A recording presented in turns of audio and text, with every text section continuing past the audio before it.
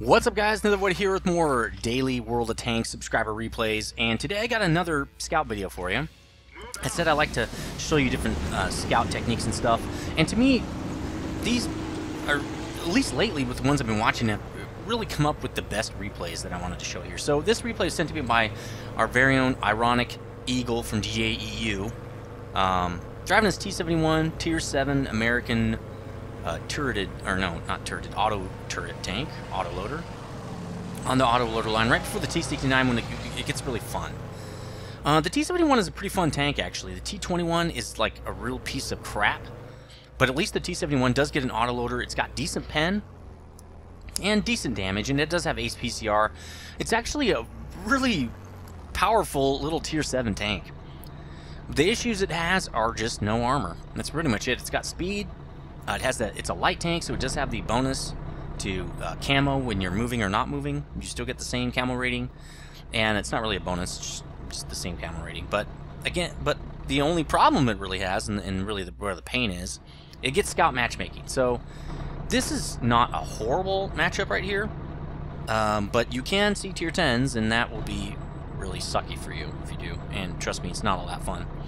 But you got to live through this if you want the T69 and all the way up to the T57, which is really a beastly line. Even though it's been getting nerfed, it's still fun to play. So he's doing a really good job here, just lighting people up on the 1-2 line right here, 1-2-3. Not firing. Again, being patient and holding back, even though he can get damaged. This is where a lot of people have issues, including myself. It's really hard in a tank game where you're supposed to shoot your gun to kill people, to not shoot your gun to kill people. You have this great opportunity to do so. Like the lower plated IS-3 right there. You can unload your whole clip into that moron. Anyway, doing a real great job, lighting people up, really letting the friendlies kind of move up. He's saying, hey, I'm spotting these guys, why don't you go take them out? The friendlies are moving up because they have eyes, see? When you give your friendlies eyes on the enemy team right here, it allows them to feel like, hey, I can move up. I don't need to sit way back here. I can't even shoot at the guys that are being lit, and nobody's ahead of these guys. I know it because our scout is showing us that. So it gives them that information to not be so scaredy cat. One of the biggest problems I find with random teams, they're scaredy cats. They won't take any risks. They're so risk adverse. They just sit there, you know, the whole damn game. It's really annoying. Apparently, it's really bad on the Asian server where nobody moves at all. The Russian server, the least of the problems with that, I think they're the most aggressive server, which I probably would love playing with them more just because of that. It seems like they have more fun with that. Again, Ironic Eagle doing a great job, just lighting everybody up. Still has not fired a shot. Now, that would be not a very good thing to do, I don't think, because IS-3 notorious for getting good solid hits on it. So, really just waiting for his team to take these dudes out. And then, you know, as most scouts do, once you get the upper hand on a team and you find a big old hole, you can start to really abuse that hole. That's what he said, abuse that hole. Or she said, I don't know, depending on what kind of awesome girlfriend you got. So, yeah, you can really exploit that weakness. That's probably a more PC way to say it. AC-46, not the funnest tank to shoot at because it does have a weird armor layout. 1375 getting lit up right here. Ironic Eagle, I think, finally figuring out that he feels like he has enough of the upper hand here to take shots. So I would shoot the guy in the radar. That's really where he's the weakest. But, you know, whatever. Unload your clip. You're going to load back up in 20 seconds, your whole drum, so you'll be fine. So now he's going to advance on the enemy team here. The enemy team super weakened by Ironic Eagle's scouting capability along with the enemy fire, or the friendly firepower here. Ferdinand really messed up. AT7 really messed up. Really great opportunity just to close with these guys. He's pretty much hidden behind the hill, so not very hard to do so. And the friendlies take them out anyway. This is looking like pretty much a wrapped up game here. 4 deaths on the enemy team, 5 deaths, 1 death on friendlies, so friendlies are up 4 tanks. Pretty much going to be a no-brainer this game now. It's going to be really hard to come back for this. So he's getting really messed up right here. He's trying to do some serpentine, really hard to do uphill.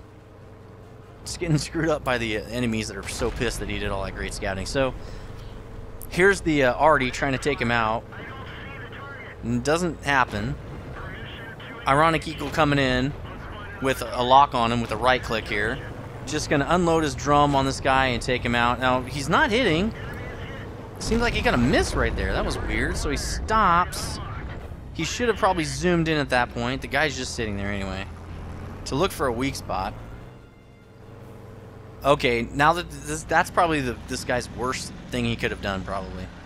He should have backed all the way into the corner, so that there's no way the Ironic Eagle could get around him. Now he's like, I'm gonna run away, run away! Hold still! Boom! You're dead, Bogda. Bogda? Yeah, whatever that guy's name is. 75 VG.